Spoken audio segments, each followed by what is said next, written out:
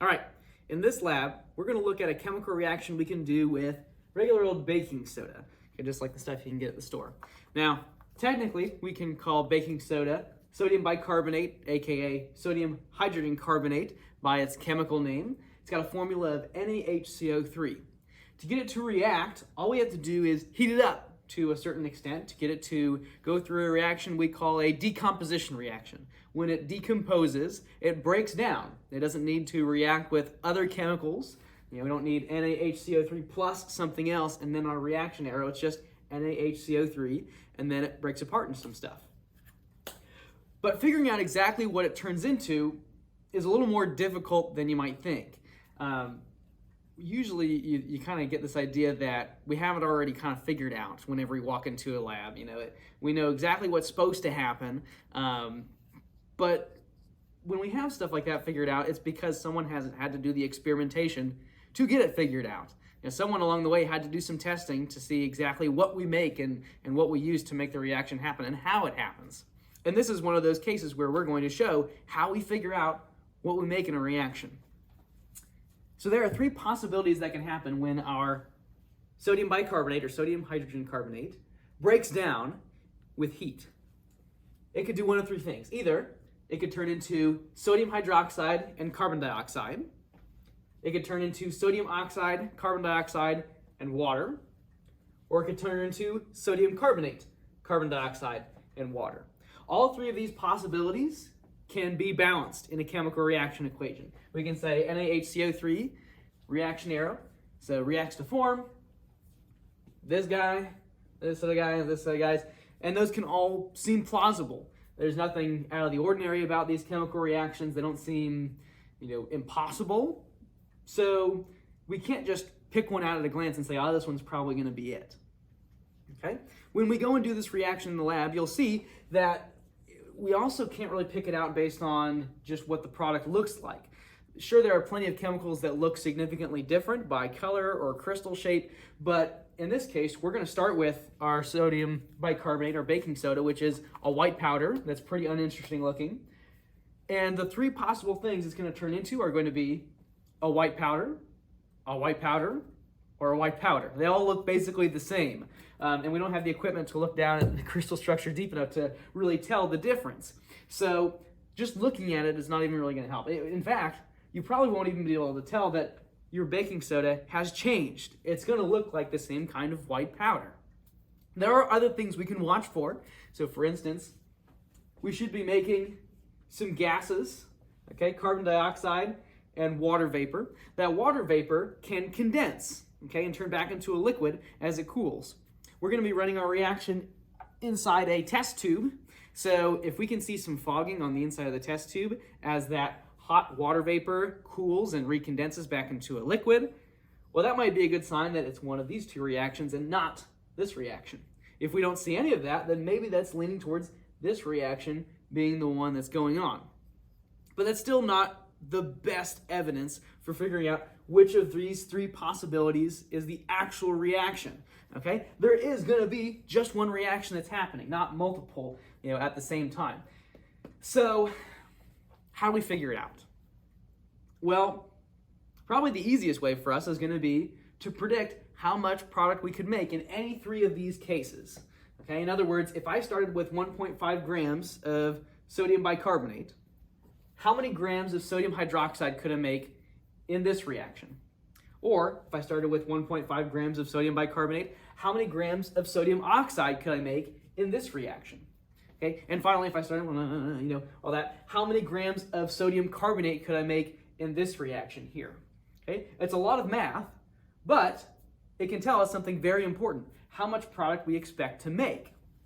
Depending on which reaction happens, we're going to be cooking out some CO2 and H2O.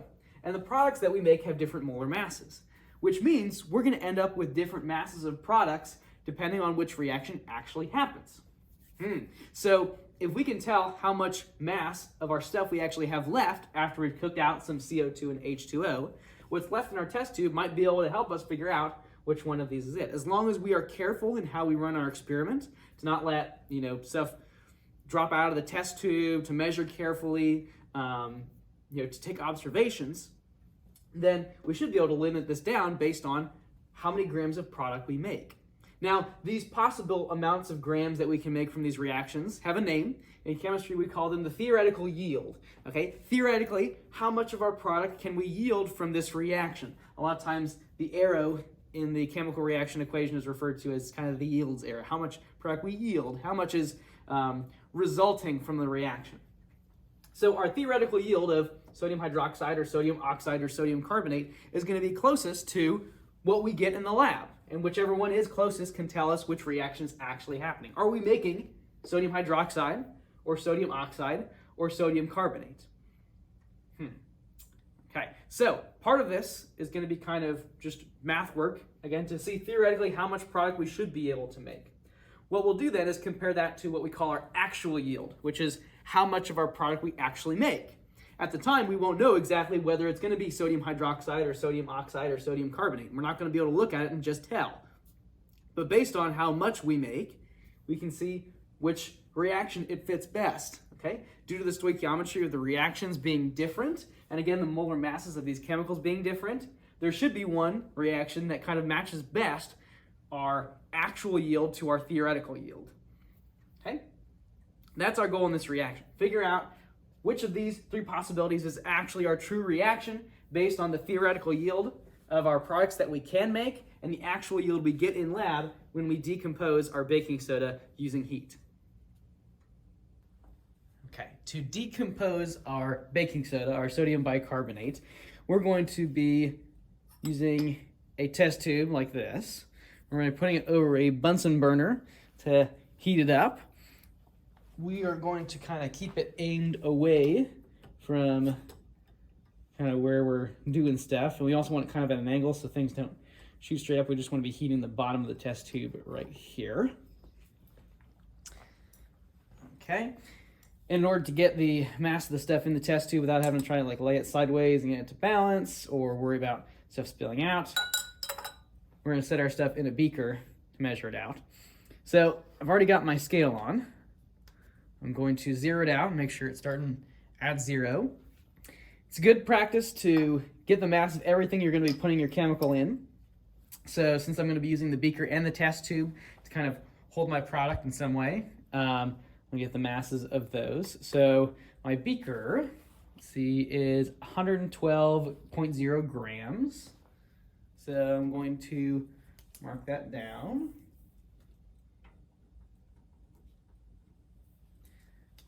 All right. Now, here's a trick. If I hit the on/0 or off button, it should zero everything out. It automatically subtracts out the mass of whatever is sitting on the balance currently. So now it's like the beaker isn't there. So since I'm going to be kind of resting my test tube in my beaker, now if I set the test tube in there, that tells me just the mass of the test tube.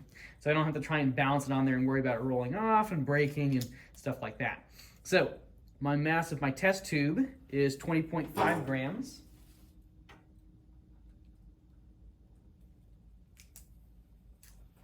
Okay. And finally, I can zero this out one more time. So now I can put my baking soda directly into the test tube without having to worry about subtracting out the mass of the test tube or the beaker. Now, even though we can do this trick, and we don't really need to subtract out the mass of the test tube or the beaker now, when we come back to this later, it's good to have the masses of the test tube and the beaker on their own so we can subtract them out kind of on the end of the experiment. And it'll kind of make more sense then. So rather than opening up a new box, I've just got kind of a surplus of baking soda here that I'm going to be using. Okay, we need about 1.5 grams. Now, if I don't need exactly 1.5 grams, that's okay, because we're going to be using our mass with stoichiometry and some unit conversion to figure out how much of our product we should make in any case, in each kind of possible reaction, making sodium hydroxide or sodium oxide or sodium carbonate. Okay, so if I get 1.4 grams or 1.6 grams, I want to write 1.4 or 1.6, not just 1.5. Okay, that way our results match up to what we're actually doing in the lab. It's not particularly significant for us to have exactly 1.5 grams exactly. It's just a ballpark number that works well for this lab, for this experiment. So if we, again, go above or below that, we just need to make sure we write exactly what we got in the lab rather than saying, well, I was supposed to go at 1.5, so I'm going to write 1.5. So if I get dead on 1.5, that's fine. I'll write 1.5. But if not, I'll write whatever I get. Okay. Now, I actually should probably come out the other way because I'm right-handed. Let's try it like that. This. There.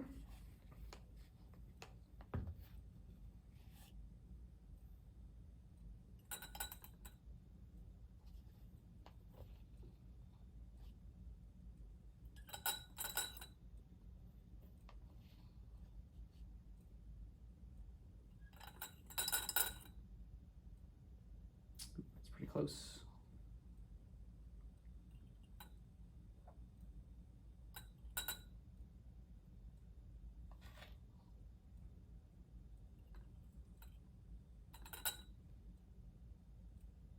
Ooh. Okay, so yeah, so I got a little too much. I got 1.7 grams. But instead of trying to pour some back out and getting it right on 1.5 grams, I'm just going to roll with that. Okay, since 1.7 grams will be the number I'm using for my conversions, it should be fine. You know, it'll show up in my theoretical yield based on that. I'm going to mark down that I have 1.7 grams of my baking soda. I'm also going to try and tap this in here a little bit and make sure I can get as much of it down on the bottom as I can. Okay. All right, so we've got the baking soda. Now all I have to do is heat it up. So again, I'm going to put it into my clamp. So this is a ring stand right here. This is our clamp. This is our Bunsen burner. I'm going to slide this test tube into my clamp. I don't need it super tight, but I want to make sure it doesn't slip if I'm moving things around. And again, we're going to have it at an angle here rather than straight up and down. Okay, that way our test tube is just kind of getting the end of it, getting kind of the heat of the flame just on the end rather than it coming all the way up the test tube straight up. This way too, if it's angled, is to shoot out, say, you know, we're releasing a bunch of gas or we're boiling a liquid or something like that, and something flies out the end, it's less likely to go at someone if we kind of point it away from people. So I've got this aiming kind of this way, so it doesn't fall on anyone if it shoots out the end. Okay. Turn on the gas. You can hear that flowing. Light it with my striker. If it takes more than one try, that's fine.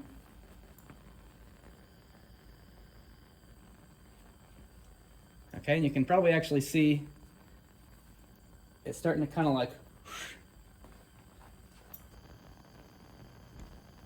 kind of see where it sprayed out over the top as the heat started getting to it. We're going to start releasing some gas. It's going to push it up and out of the way.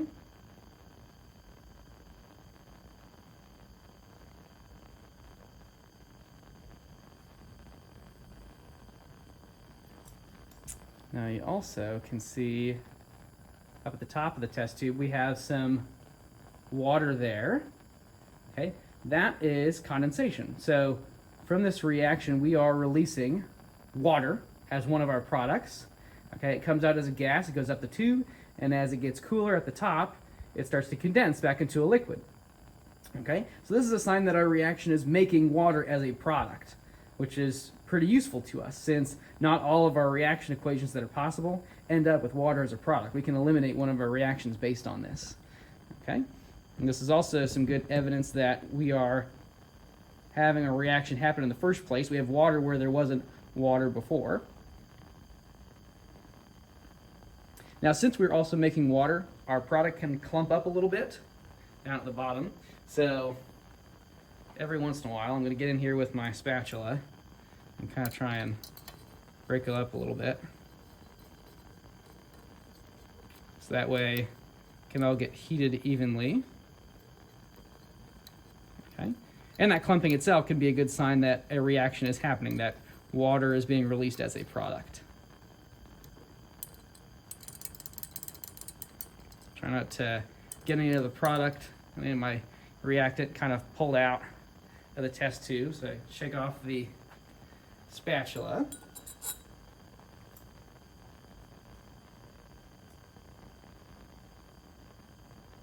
Okay, from here it's going to be a little boring, since now we just kind of have to wait for the reaction to run for all of our sodium bicarbonate to decompose. So I'm going to speed this up a little bit as this goes for about 8 minutes.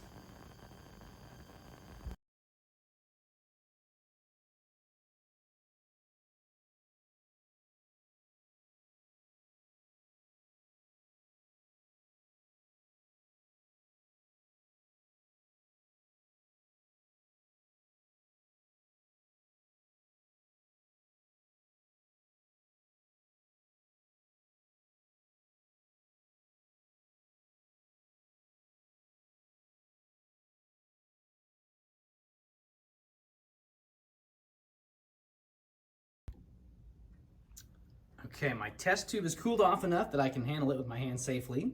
So it's time to figure out our mass of our remaining product. So, like before, I can set my beaker on here. I can zero this out. Okay, I'm going to add my test tube in here. Now, I can't zero out the mass of the test tube without zeroing out the mass of the product inside, so this part I'm just going to have to subtract. And this is where it shows that it's good to have the masses of stuff that you put your stuff in, because you might have to subtract it out later, even if the zeroing trick worked before. In this case, I can't really separate out the product inside without risking losing some of it permanently as it falls out onto the table or is stuck in there or something like that.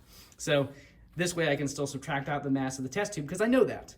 Otherwise, if I didn't have that now and I came to this point, I wouldn't really be able to subtract out the mass of the test tube itself. Even if I got a very similar test tube, there are enough kind of manufacturing differences in kind of one test tube versus another that the mass can be a pretty significant difference.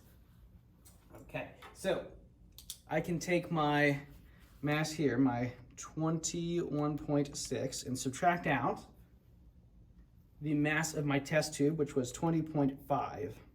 So I have a mass of 1.1.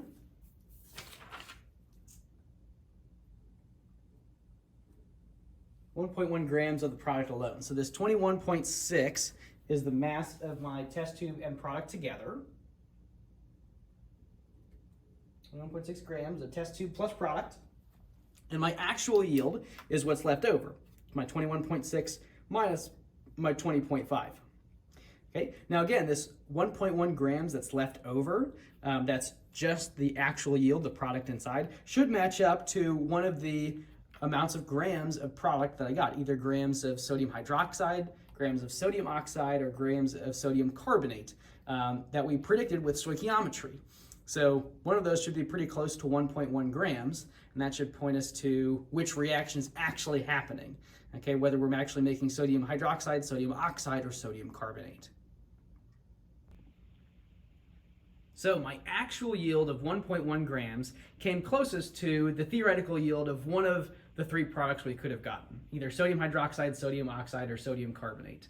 Based on the 1.7 grams of sodium bicarbonate that I started with, I should have gotten about 1.07 grams of this chemical, whichever one it is. You can kind of use the stoichiometry to figure it out yourself. But I want to know how well we did, how close we got. I mean, it was close enough to tell, like, oh, this is probably the product that we got. But if we were supposed to get 1.07 grams of this product, and I got 1.1, it's not quite the same. I either probably got a little bit more or a little bit less than what I expected. To tell how close we were, we used something called the percent yield, where we compare the actual yield to the theoretical yield. In this case, again, our actual yield was 1.1 grams of stuff left in the test tube. Theoretically, based on the product that fit that best, and kind of therefore the reaction that fit this process best, we probably should have wound up with 1.07 grams or something in that ballpark, okay, which again is pretty close. But to tell how close, we take the actual divided by the theoretical yield, and multiply by 100 to change that ratio into a percent. So in this case, I'm taking my 1.1 grams of actual yield, dividing by 1.07 grams of theoretical yield that we use stoichiometry to find, multiplying by 100, and we get about 108.91% yielded. Now, that seems kind of wrong. Like, we got more than 100%. Percent yield tells us that we have flaws in our experiments, and it can tell us what kinds of flaws that we have. In this case, if I was only supposed to be able to make 1.07 grams of this stuff, it means that I have some leftovers. Either there's some baking soda that didn't react and break down to release some gases, like CO2 and H2O, or there was something contaminating my test tube or my reactant, my sodium bicarbonate, that wasn't actually reacting the way that I expected it to. So it's kind of like I had some dead weight in the mass. Okay, so that can tell me something. Either I need to be careful of how pure my sample is when I go to heat it up, or I need to make sure that everything is down at the bottom of the test tube so it all gets heated, rather than having some at the top that might have been left unreacted and therefore heavier because I didn't cook out some of the CO2 or H2O. Okay, if we end up with less than 100% yield, it just means that we've lost something along the way. So either some of our product kind of escaped our container, or we lost some of our reactant kind of by transferring it from one container to another or something like that. So the percent yield can tell us how well we actually did and how well our reaction actually kind of follows along what we predict theoretically. And it can help us catch mistakes and faults in the way that we run an experiment. This is pretty good. This is pretty close for saying it's pretty close to 100%. 100% yield is basically what we're shooting for. And the closer we are to that, the better our experiment went. If you get close to 100% yield, that doesn't mean that your experiment is flawless, because you can have some kind of canceling of effects, like you could have contaminants that add mass, but you've also lost some mass along the way, and that kind of thing. But it definitely helps us get an idea of how well our experimentation actually went.